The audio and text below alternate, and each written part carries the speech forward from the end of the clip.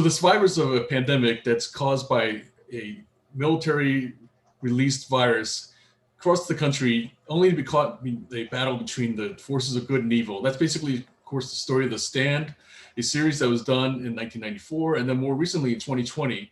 I'm John Chang with Dan Edmonds. Hello there.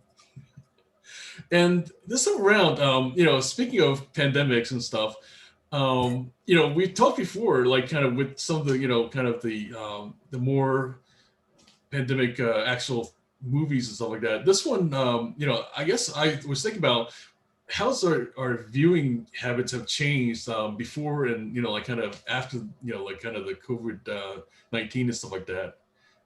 Yeah, I think it's changed a lot. Just purely in terms of the amount of time that we watch things, what we actually do. I think I found that in the last year or two, a lot more people were saying they were listening to podcasts more than anything else. And we've seen that reflected in movies like King Kong versus Godzilla, because if you're stuck in the house, you don't want to be just literally watching video the whole time. You want to be doing something whilst you maybe listening to something. Likewise, I think the whole idea of binging is gradually coming to an end. I was going to say. We've noticed that shows have been getting shorter and shorter. We don't necessarily have big budget 20 episode TV shows anymore. We're now, we're down to 9, say Falcon and Winter Soldier was 6. So we're clearly seeing this trend where we're almost getting back to your classic 90s TV movie format of runtime. So it's interesting to see how these things have developed.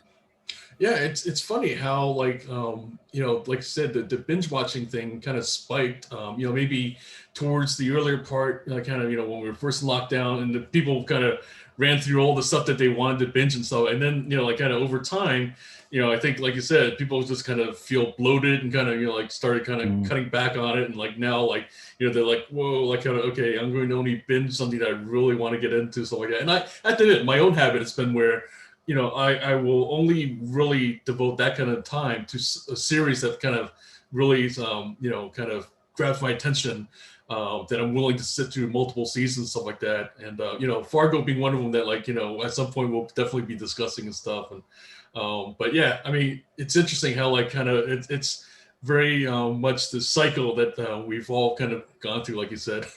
Yeah.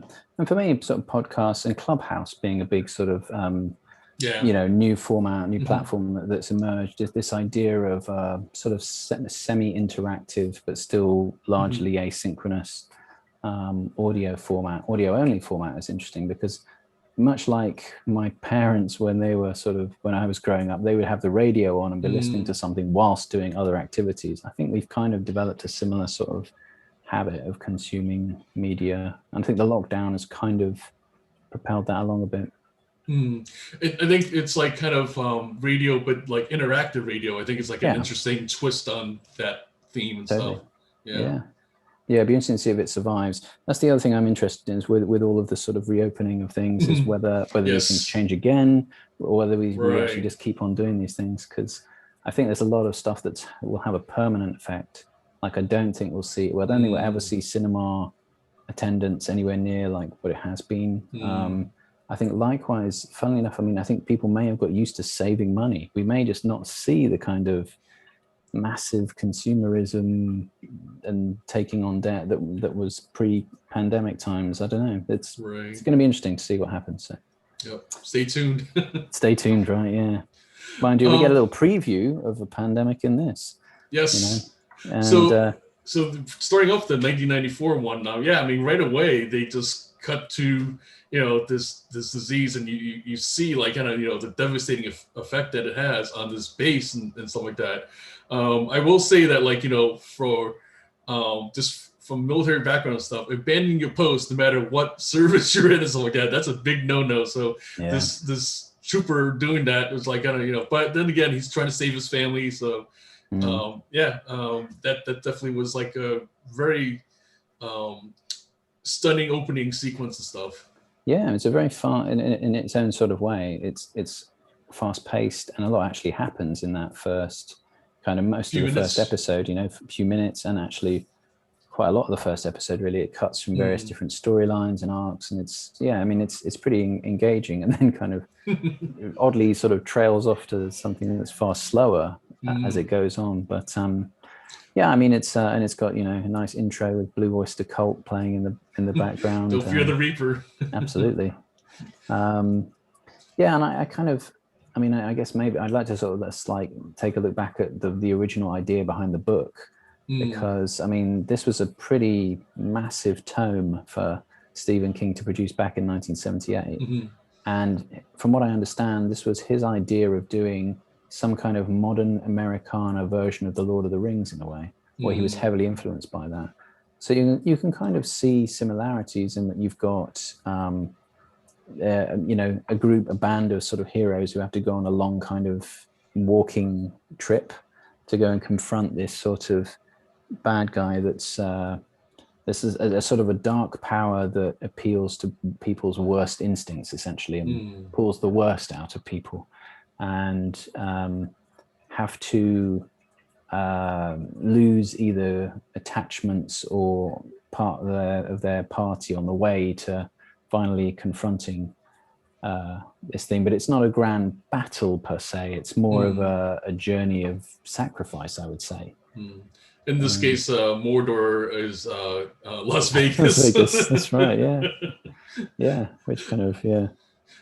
I will say, though, that what's also interesting about like kind of the writing aspect, too, is that apparently King was finishing up The Stand, the actual writing, when he went to the Stanley Hotel, you know, that, like, of course, inspired The Shining and stuff. And ironically, you know, like kind of Mick Garris, who directed this, you know, series and stuff, he directed, of course, the Shining series we talked about. Right. And what's funny, I think, about it was that just prior to that, you know, King and Garris's collaboration was on Sleepwalkers, which had bombed. But people largely held King responsible because that was like one of his first not direct to video, but like it was like one of the few things that he wrote that was strictly for the screen. That, in other words, he hadn't written a book about it first and stuff. Right. So unlike other, you know, all the other ones were adaptations and stuff. Yeah, I read King's accounts of going through all the various adaptations and whether he was happy or not with them. And from my perspective, it seems like the movies initially did a very good job. Maybe he wasn't entirely happy with all of them. And then they flattened out when you got to the TV movie versions in the 90s, really. And then it became a little bit more, well, actually still the movies were good during the 90s but they were not necessarily the horror versions, because you had Stand By Me and, you know, Green Mile and things like this. But yeah, then it's kind of after that, well, it's been very hit and miss, really. Mostly more misses than hits. But I mean, he was obviously very happy with the Shining TV show, and he even sort of states that. So there's no surprise that he collaborated with Garris again on this. But I feel this was a lot more successful than the Shining TV. I felt that way too. Yeah, I don't know if it was, you know, kind of the timing, but for my personal taste, yeah, I definitely, like, you know, comparing those two, I would say that this was, you know, a better production than The Shining was and stuff. Yeah, and I mean, there's a fairly star-studded cast we've got here, because you've got Rob Lowe in a non-speaking part, which is pretty bizarre. You got Molly Ringwald. I did want to mention with the whole thing with Rob Lowe, though, he actually specifically wanted to do the role of Nick Andros, even though they proposed to him the role of Larry Underwood and stuff. Right. Yes, Underwood rather. That he wanted something that was challenging to him and stuff like that. Because I've been actually listening to his, you know, biography, and he kind of talks briefly about that decision. Yeah, interesting. I've heard bits and pieces about Rob Lowe's life. It's quite a life lived, if you're being great. And he even says he doesn't understand what the point of being famous now is, because you know, life was just so great being a celebrity in the 80s compared to what it is now with social media and people, you know, filming you and things like this, candidly saying. But yeah, we got Molly Ringwald, another sort of 80s icon, as as I can't remember the name of the character now, but Frannie Frannie Goldsmith. Yeah, And it's funny that she really didn't do much after this. You know, I mean, No. it's almost like this was like an attempt to kind of revive her career or something. And you know, and I don't know, like I think maybe just like people just, you know, like I'm guessing it's mostly the casting people, stuff like that, just weren't like kind of giving her stuff that she was between what she was interested in and stuff that, like, you know, that kind of anyways. We got Ed Harris, of course, from, as we know, from Westworld and various other things, doing a kind of fairly small part, really, as a general, cameo, but doing a great job of it. Kathy Bates, actually uncredited, both of them, yeah. Really, both Kathy Bates and him uncredited. That's interesting. Yeah, so you know, Kathy Bates and Kareem Abdul-Jabbar. Of course, yeah.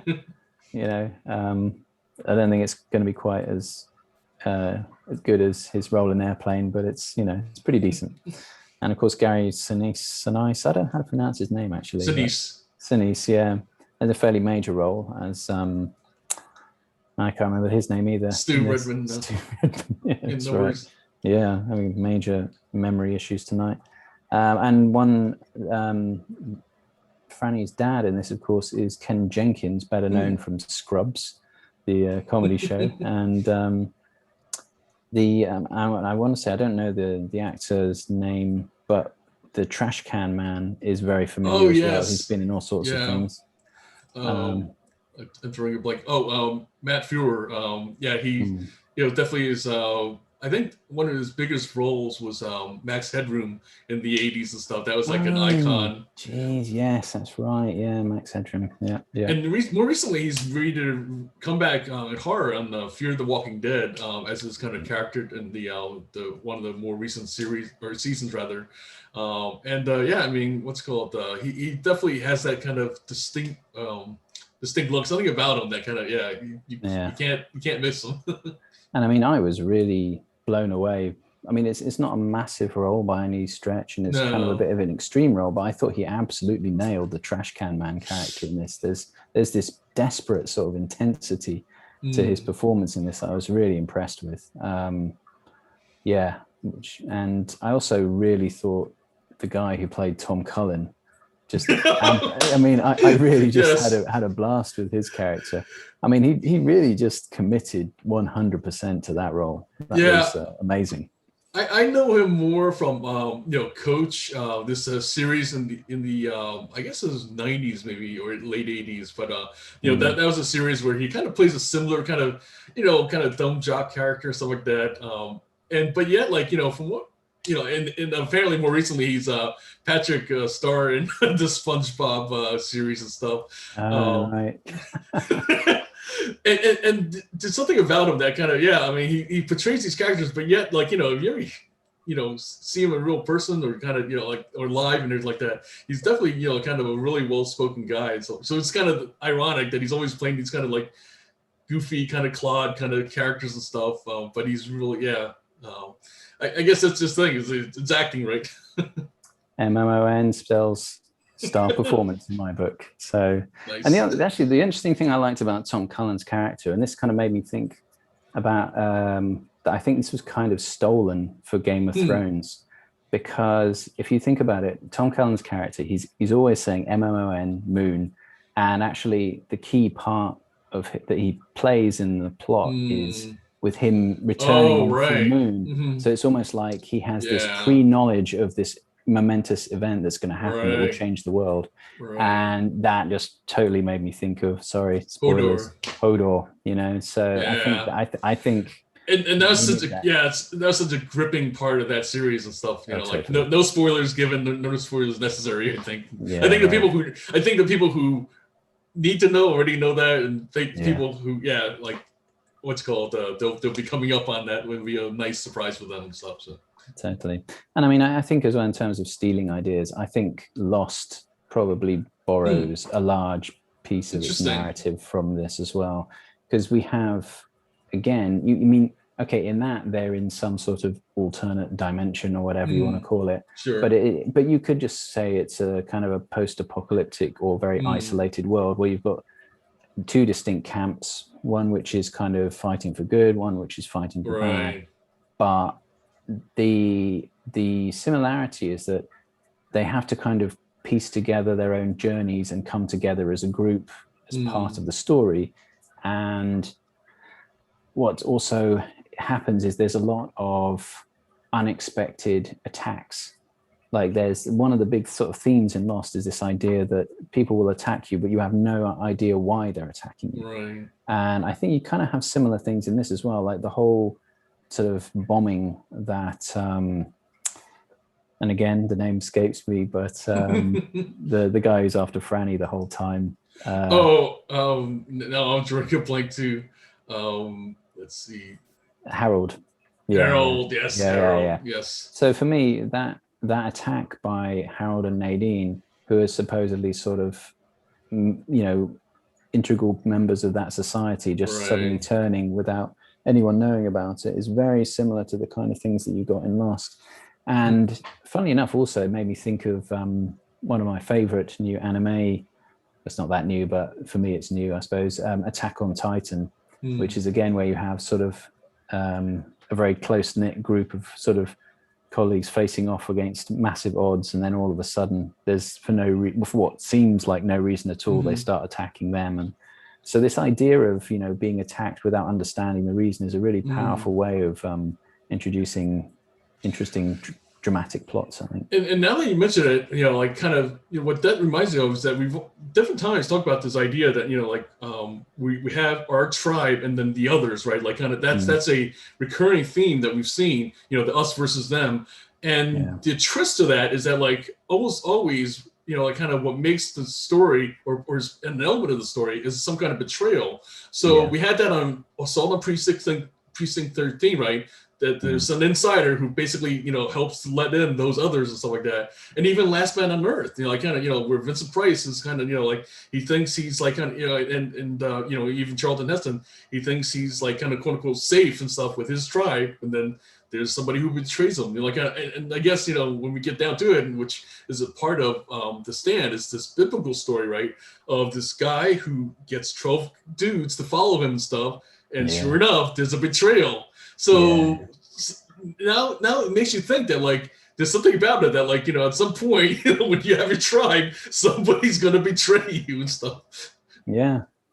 I mean, I think it's interesting though, because I suppose really, unlike the '94 version, the 2021 kind of portrays Randall Flagg as a bit more Christ-like than absolutely. So and of course the imagery of people being crucified on the power lines is it's pretty strong. So it was there's definitely some interesting themes in it. And of course we've got the whole kind of I guess political angle in that you have a democracy of people who vote and sort of come together. It's more of a sort of a communal society where materialism is sort of eschewed for looking out for each other and trying to help each other.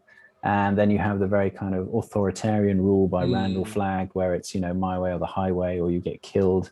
But there's sex and drugs and whatever else on offer. So it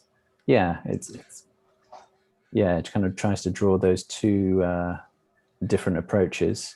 I gotta tell you that the last time I watched this series was on the ship where we were like stuck out in the Pacific and stuff like that, and somebody's wife, her spouse, like kind of sent in, and so we would basically as each, I think it was only like a week long, but then like I don't think somehow we got all the recordings. I think like they basically recorded one day and then popped it in the mail, like kind of so we got like kind of the different tapes over time and stuff like that, or at least maybe chunks of it and stuff like that.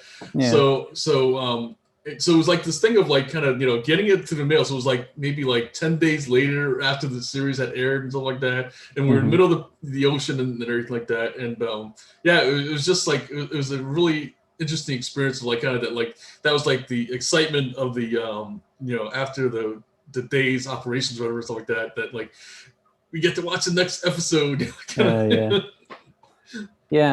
It's just, I guess, unfortunate that episodes 2 and 3 were mostly about community building and walking, you know. There was a lot of walking. A lot of walking, yeah. But yeah, I mean, it's I think as well, it's I mean, it did keep me kind of watching, but it doesn't. I mean, I guess in the 90s they hadn't perfected, you know, the whole way of teasing you into the next episode and seeing what was going to happen next. I was going to say, like, on the one hand, this one, you know, follows the book more closely, and so it's got the kind of timeline narrative and stuff. And then we'll get into the 2020 where, like, I felt like, yeah, it had much better pacing, and then where it was serialized, that it would focus on the characters and stuff. And I think it hooked you in that way. That, like, you know, each starting episode, like, kind of was, you know, all about like a certain character and introducing you to them and engaging you with, like, kind of, you know, why you should care about this particular, you know, main character and stuff like that. Versus the I think the 90s one, it just kind of, you know, very, you know, because it was like very literal, just kind of just threw them at you, and, like, you know, you on the one hand, like, had a lot of overload, you know, kind of a lot of things being thrown at first, and then like yeah, for the middle, kind of like it was very much like kind of like, okay, we're doing a lot of walking and stuff, and, you know, when are we going to get to the next thing and everything. Well, that's why the trash can man was such an integral character, because that was from they did it more. They were looking at it more, I think, from the events that you're actually watching in parts of the show. In that, okay, there's a lot of walking. Let's throw trash can man and blowing something up. Then we'll go back to more walking. Rather than taking it, they did it. They're kind of like a reverse thing of Lost with the 2021, where they focused on characters in each part and built on those. Oh, right. Show. Yeah, but, that's an interesting observation. You know, because Lost definitely handled things different times like that too, where we just focus on particular characters. Very, very infuriating to watch, because something really interesting would happen to one, and then you'd have to wait like 8 episodes before they got back to that character again. But anyway, that's my personal peeve with Lost. Okay. But yeah, I mean, what the other thing that was really interesting for me in this was this idea that in the absence of the rest of society or lots of other people or technology, all of a sudden, you know, you can communicate to other people in dreams, or, you know, or the, you know, Mother Abigail, I want to say, is like, you know, telling people where to go. And there's almost like this thing of you can be, the psychic energy is kind of heightened because there's less, or there's less noise to filter it out, which I thought was a really interesting one. There's a lot of, and they're pretty on the nose about it in the 1994 one. It's like right from the get-go, they're saying, yeah, I'm having dreams about this, and we went there, and that's it. Whereas they're a bit more coy about that in the 2020 version. They don't. I think the other thing that kind of stands out, you know, like we've talked about Stephen King so many different times already, and the thing that stands out for me is that this one's so religious. Like, you know, other than Carrie, you know, like it feels like different times Stephen King almost like attributes something more scientific to the supernatural stuff. You know, like in almost in some ways that like can be tied to something like that's a kind of pseudoscience and everything, that, but less of a, you know, religious kind of idea. And here, you know, like kind of, you know, you don't have that. I mean, you know, it's very like the religious themes are very strong, you know, in 94.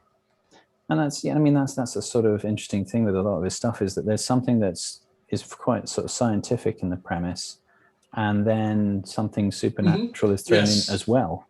You know, it's kind of, there's a killer, but he's also a ghost. You know, it's kind of it's a very simplified version of it, but yeah, it's weird that this wasn't just a story about a pandemic and people trying to rebuild society afterwards. It became this kind of supernatural religious struggle, and I think in a way that, you know, I'm sure in a very, you know, reduced population, the ideologies that would spring up to try and sort of rebuild stuff would probably have clashes and things, but it's almost like you could look at this almost like through the lens of how religions kind of started, in a way, and that, you know, that some major events may be reinterpreted in a supernatural way because no one can quite remember how it all went down anyway, and the people died in the bomb and everything else. So for me, it kind of had that kind of element, but obviously it was trying to be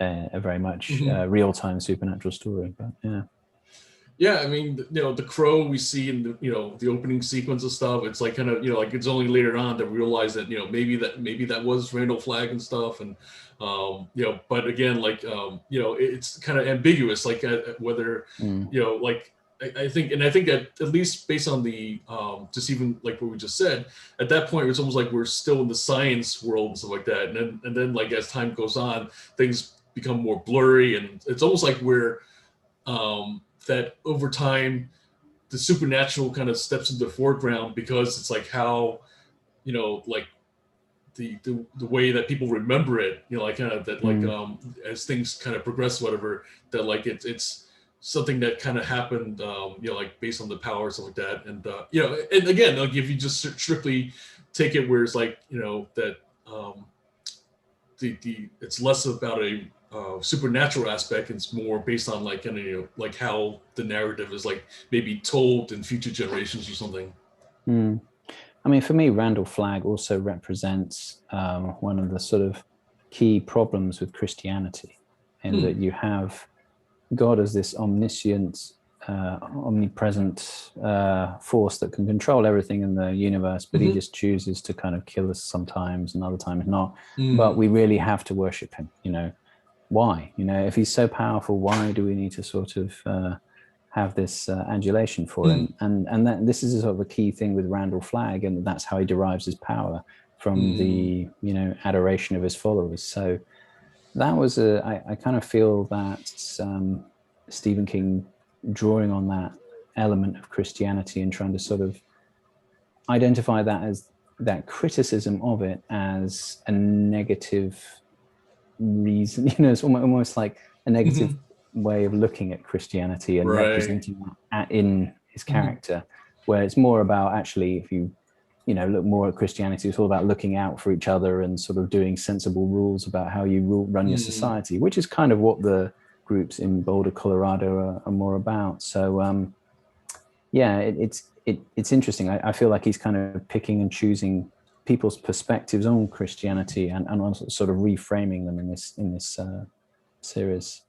But the other interesting aspect of that, though, is that like what kind of and I think they kind of covered somewhat in the what's called in the Stand, is that the Christian kind of faith, is based on this free will, right? That like you can question, and but it's again, it's like kind of that it's your choice to believe in stuff like that. Whereas in kind of Randall Flagg / like kind of the devil, if you will, whatever, is like kind of like kind of you will submit, like kind of otherwise you'll be I'll destroy you kind of thing and stuff like that. So and I think it's similarly, it's kind of like and I think that's kind of where it's particularly like even though this is like the early 90s and stuff, we're kind of still like the post 80s effect, where you had people like Ronald Reagan talk about the evil empire and like basically talking about communism and like kind of these forces being like kind of these totalitarian kind of governments and stuff like that, where that's like kind of all about like it's all about submission, it's all about like kind of that like so like that's, but we're the like the good, the democracy is the good forces, because like kind of it's your choice, and like kind of it's free will, that kind of idea. Yeah, it's absolutely. Yeah, I think it's very kind of political in that respect. But yeah, I mean, I think as well, it's Randall Flagg is quite an interesting character, because he's portrayed as the walking dude, the guy who's just wearing jeans, dressed fairly unassuming, but this hides this kind of very dangerous kind of person who can manipulate people. And this also reminded me, this is 1994, and it really reminded me in some of the way it was shot, and the character of Randall Flagg reminded me of Bob from Twin Peaks, because that's a very similar sort of character, in that he's someone who looks like an average dude, but has these sort of weird supernatural powers and is able to manipulate beautiful women to do horrible things like this. It's very kind of a similar thing. And I don't know, I mean, I'm guessing maybe David Lynch got that from The Stand, and then they just decided, we'll maybe we'll inject a bit of that into Flagg for the 94, because I'm pretty certain Twin Peaks was about 1992, but I could be wrong. I guess in some ways, you know, like kind of it's as simple of like kind of this male charisma, right, and stuff, where you know it's kind of like he's clearly the alpha male and stuff like that, and like kind of, and so it's this idea that you know, that when you're that powerful and stuff like that, that's like kind of, you know, in itself the attraction. So it kind of feeds into itself, that like where because you had that attraction, therefore you get more power, and so because you had that power, you kind of, you know, attract, you know, even more, like kind of, so it's like this. The spiral, I guess, if you will, of male charisma. Yeah, and I think as well that you do get that. That's what's sort of clever about his character as well. You get this feeling that he's just, you know, by picking up these people and getting them very, very devoted to his kind of cause, their enthusiasm kind of feeds onto other people, and he builds this momentum. It's almost like a social media campaign in a way. Randall Flagg, in a way, is like he just has his followers, you know, and off he goes.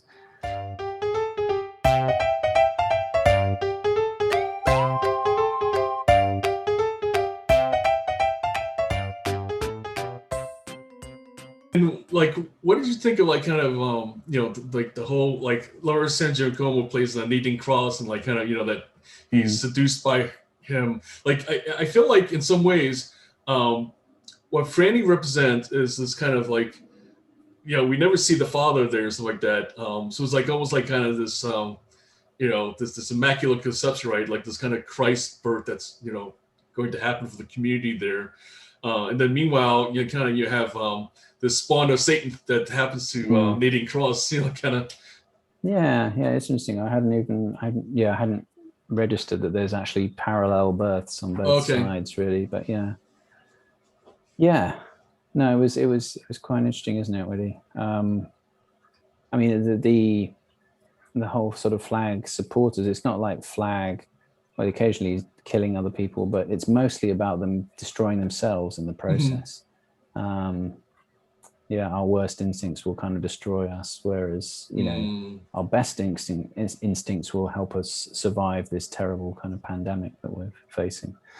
So, and I mean, speaking of which, I mean, you know, you couldn't have asked for better timing for the remake, because, I mean, it was, that's one of those weird kind of, a bit like The Watchmen, you know, when that came out, all about masks, and now we've got a show that's all about it. You know, there's a lot of very strange kind of I know, it's unbelievable, like kind of, you know, both cases. Like I think from what I understand too, like it was like kind of the trailing end of this production, you know, like the one we'll be talking about pretty soon, stuff like that, that they were just seeing the first glimpses of the you know, like the shutdown and stuff like that. So it was like kind of they just wrap things up in time. Yeah, I mean, I bet some of the actors must have just been freaking out. Oh my when God. They made this. Can you imagine? Like, right, so we're doing this thing. We kind of got this false Christ figure about a pandemic. Oh God, have we just unleashed this on the earth through our own evil acting or something? I don't know. Messed with their heads, I'm sure. Yeah, that's kind of like messing with the Ouija board. You're just asking for it.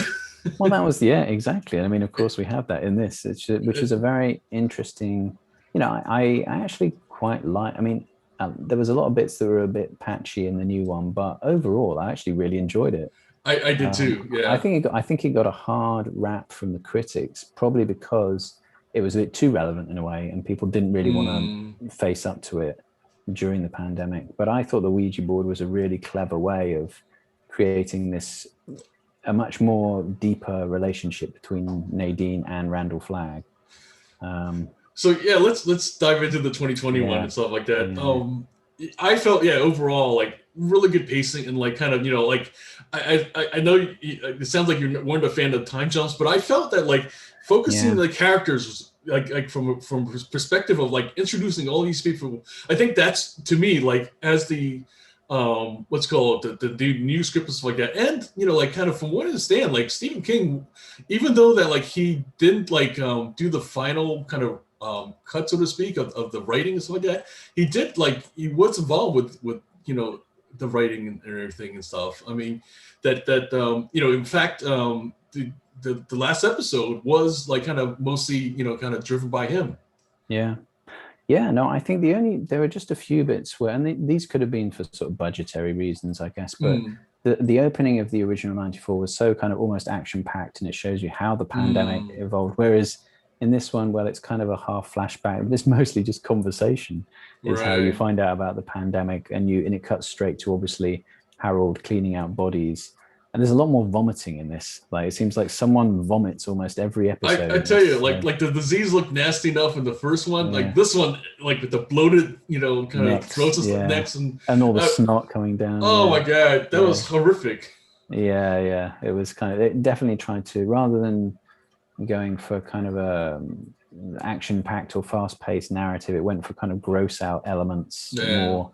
And yeah, I would say just maybe some more interesting sort of character development perhaps in this. And I gotta tell you, like, again, going back to what you said, like, I mean, it had to be like horrific to kind of have that and then start hearing about like this thing that was like, happening in the world, like kind of starting to affect people and stuff like that, and how like, like what's called, it just like, wait a minute, we just shot this, and like it's like kind of I mean, the closest thing I'd say was like, shooting like a disaster film or something like that. And then like 9/11 happened and everything. Oh my God, I can only imagine if something like that had happened. Yeah. Well, I think there was a movie, wasn't there? And they had to kind of delay it or something in 9/11. But, but yeah, no, I mean, it was, obviously it's more gritty. And what I did like about this was the Larry Underwood character. I thought he had a really interesting arc, and I like the fact that they actually had a black actor playing a creative person who was, who was also kind of morally ambiguous. That's Hollywood doesn't normally do something as complicated as that. So that was quite sort of refreshing to see. I thought it was, Greg Kinnear as the sort of slightly stoned kind of professor guy was quite good as well. He was great in that role, and of course, James Marsden again from Westworld as Stu Redman. I mean, it was so refreshing to see him like kind of as like, granted he's typically like cast as the kind of the good guy and stuff like that, and here it's nice to see that he's cast as one that's not duped or like kind of betrayed or no, he put in a solid performance. I thought it was really good. And actually was pretty impressed with Amber Heard as well. Actually, she's not an actress who I necessarily think. But, I mean, she did pretty decent in this, I thought. Oh yeah, and like we'll skip the controversy with the whole Johnny Depp thing for now. But I just kind of I have to kind of question though how much of it is like kind of her just basically being herself on the screen though and stuff as this kind of this what's called this femme fatale, and how much of it is like kind of her acting per se though. Yeah, no, I thought it was very good, and I really like the fact that she was also playing what would seem like quite a genuinely concerned mother as well. It was a good performance. I thought it was quite a lot of complexity going on there. Yeah, it was convincing. Yeah, it's convincing, definitely. Yeah.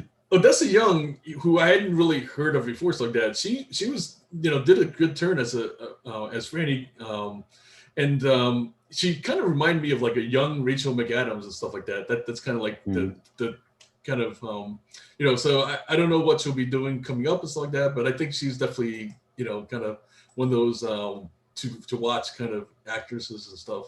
Yeah.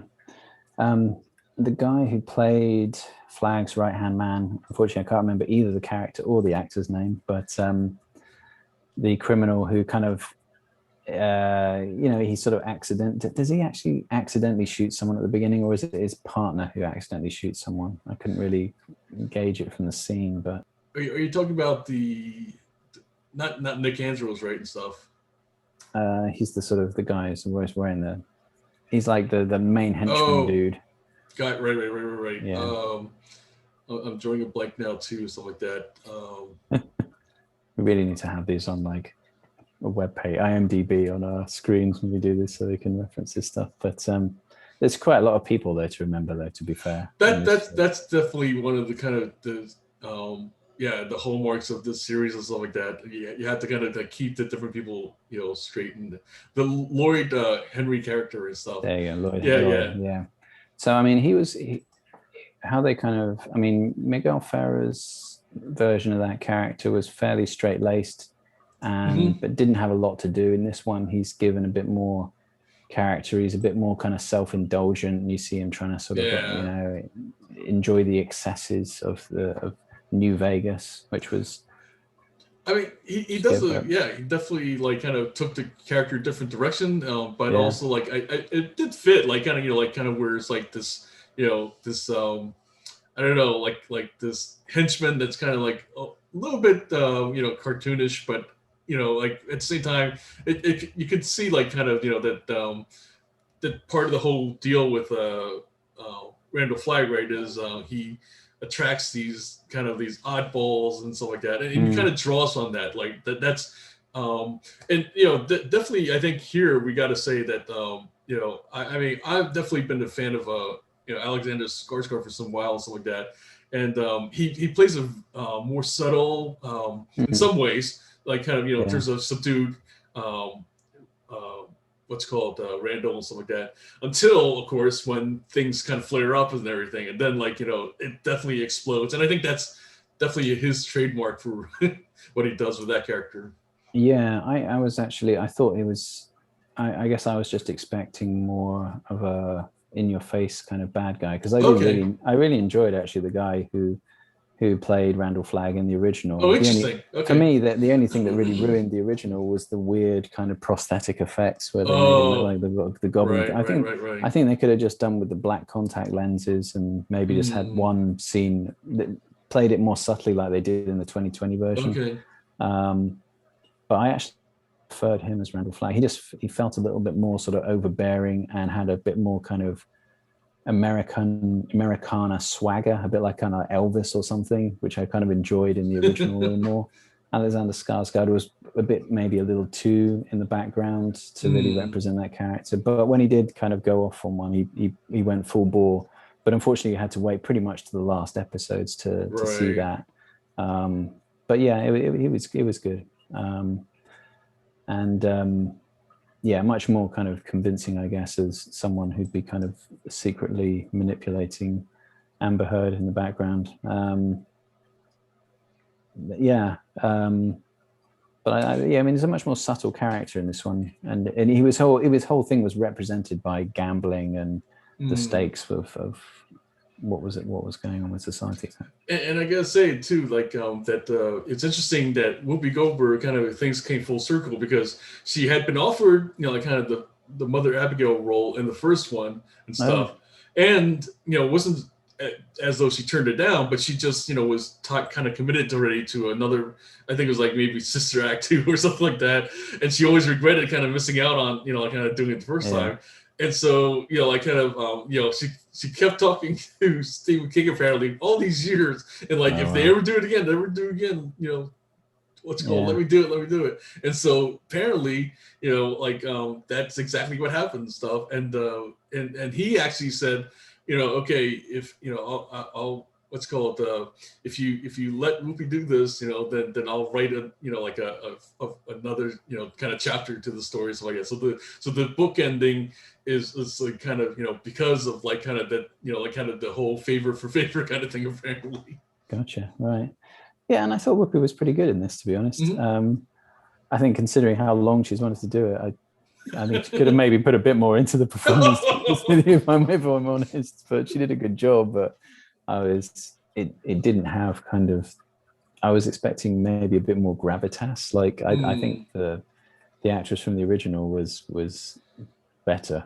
But I mean, my one disappointment in this really was Ezra Miller as the trash can man, and interesting. It was just a kind of a smaller part, but it lacked that kind of intensity and desperation of the original.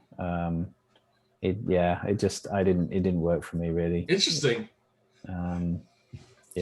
Yeah, I felt like it wasn't like so much the acting. I just felt like it was just a smaller part and stuff like that. Yeah, definitely. And that's just the way that the direction they went with it and stuff like that. So I don't know. That was like my take on it. That it wasn't, like I wouldn't fault the actor for it. I think he did, what he could with it and stuff like that. Yeah. Maybe right. Yeah. I mean, in terms of sort of narrative terms, well, we have the slightly different change in this one, and then they merged Nadine and Rita Blakemore's characters in that was the an original, interesting choice. and they actually had them separate in this one. Nice to see Heather Graham back on the screens again.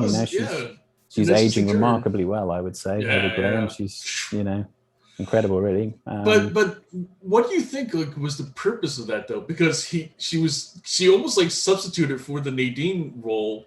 For a while, kind of, Larry was still in the city, and then then she kind of poof, Yeah, I know. In a way, it's funny. I kind of think it was better to keep it in the way they did in the original, because it established more of a relationship between Larry and Nadine, which isn't in the remake, and it kind of makes the conflict in Nadine's character less prevalent. Like she sees that she could have had an out with Larry. And that's much more convincing in the original because of the time they spend trying to escape New York. And it didn't work so much, I didn't think, in the 2020. But interestingly enough, I thought Stu Redman's character and Frannie's character in this were more interesting in the remake. Okay. Yeah. I guess we won't give it too much away, but one of the most powerful parts was this scene where it's this kind of they stumble across this trucker who had these women kind of kidnapped and basically held hostage and stuff like that. And without giving away the scene, I'll just say that that was that was I think a great scene for how it really kind of made it clear why Stu's the hero and Harold is not and stuff like that. Yeah, absolutely. Yeah, no, that was a really good scene, actually. And of course, and it added the whole, much more realism than the 1994 version, where everyone was just receiving dreams and just magically getting to Boulder without much happening on the way. Yeah, no challenges. This one, you really felt like society had collapsed pretty completely. So, what do you think of Tom Cullen in this one? I think it was all right. I mean, kind of, let's call it, I felt that the character here, did a good enough role and stuff like that, but it's still I think for me, Tom Cullen was still the original and stuff like that. Yeah. So in this case, I mean, I felt like they kind of made changes for the sake of making changes to his character, but I much prefer the original Tom Cullen. If I could take Trash Man and Tom Cullen from the original and drop them in the new one, it would have been really good, in my opinion. From what something I was watching said, that one, the original Tom Cullen wasn't as PC and stuff like that. That was the take and everything. I didn't see anything kind of really, in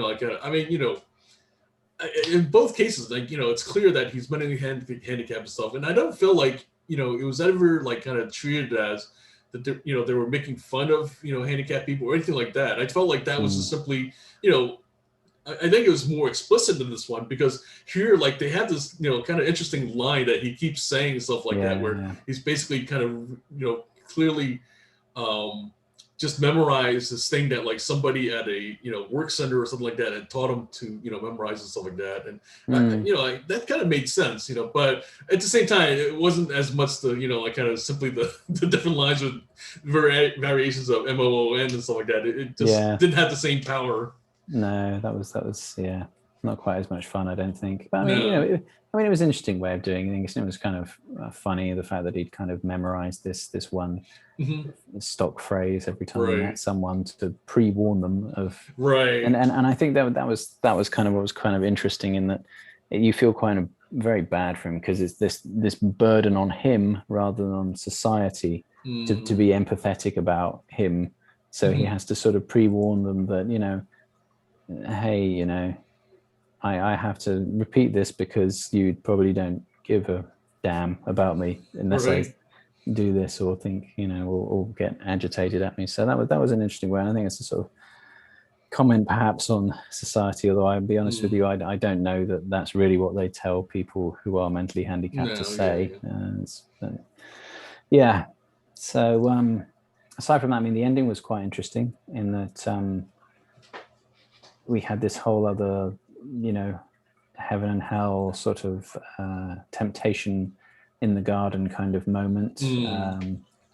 all the. Well, I don't want to spoil it actually. So, but it was. I was looking. I mean, I was looking forward to it because I wanted to see what this new kind of chapter was. But it didn't really.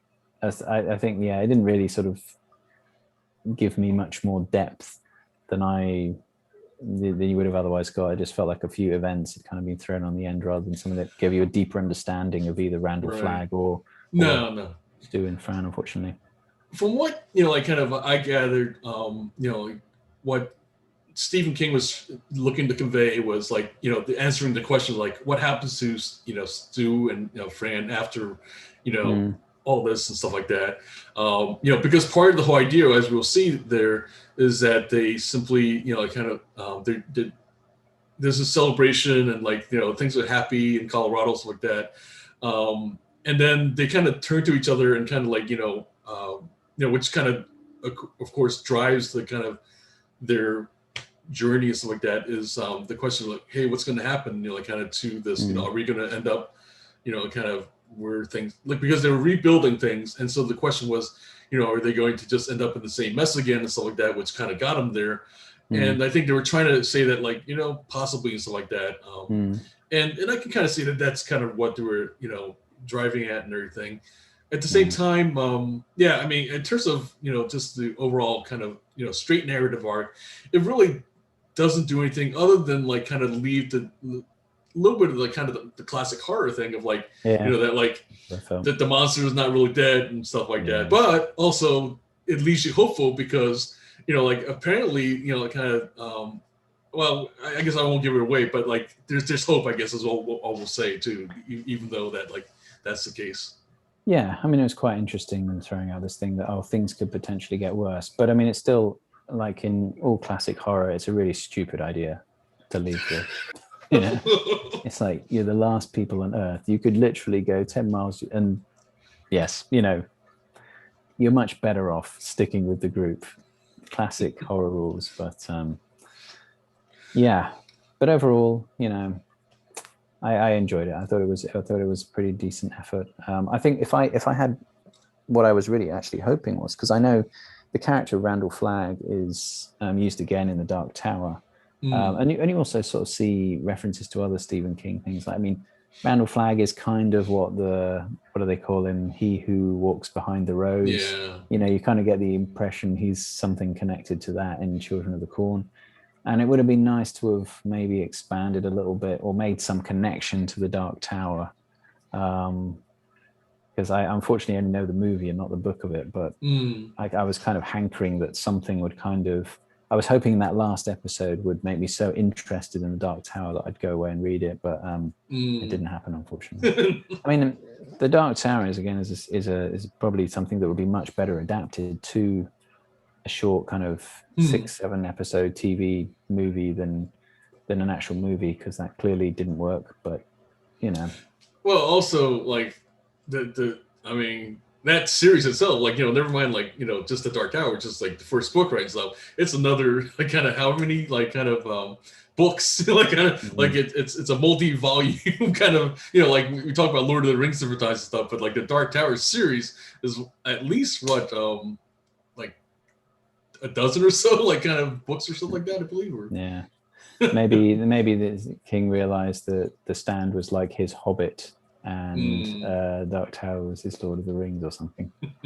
So speaking of kind of cameos and stuff like that, J.K. Simmons does a turn here as the general or something like that. So and of course we've got to mention as well all the cameos in the original '94 season, because it is a cavalcade of classic horror directors. You've got Sam Raimi as one of the henchmen for Randall Flagg. You've got Stephen King himself as one of the people going to Boulder, and John Landis, interestingly enough, as a guy who plays a character called Russ Dorr, who is in fact a friend of King's in real life, who is a doctor apparently, from what I read anyway. So those are some pretty awesome cameos for a TV movie.